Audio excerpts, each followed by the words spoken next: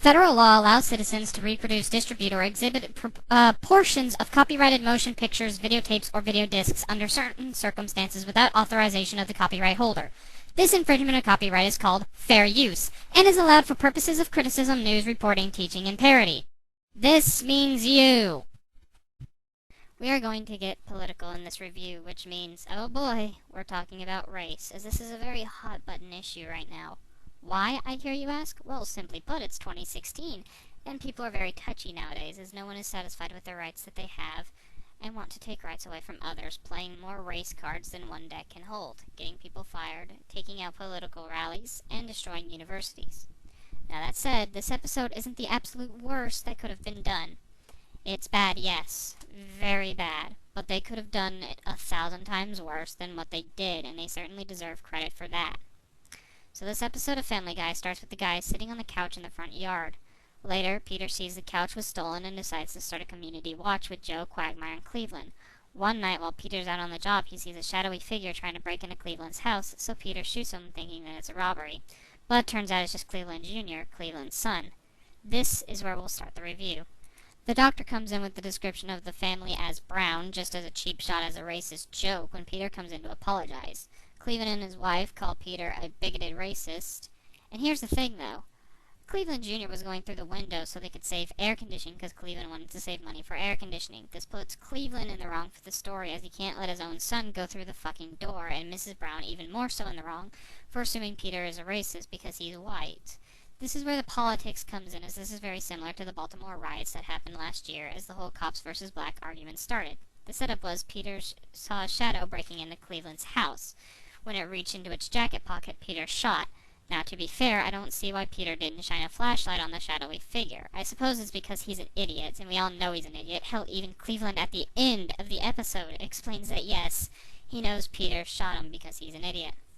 Which is where this episode can be seen as alright. The fact that Cleveland sees Peter means well in the end is actually a really good moment in of itself, so I can accept the ending, but it's the build-up that causes this to be a really crappy cartoon. So let's get back to that build-up. And what about my son's rights not to be shot? Nobody really has the right to not be shot. I mean, people are fighting for said right, but I have yet to hear of an actual right that says you cannot be shot, especially if it's accidental, which Joe even explains that under the circumstances Peter was in his right to shoot.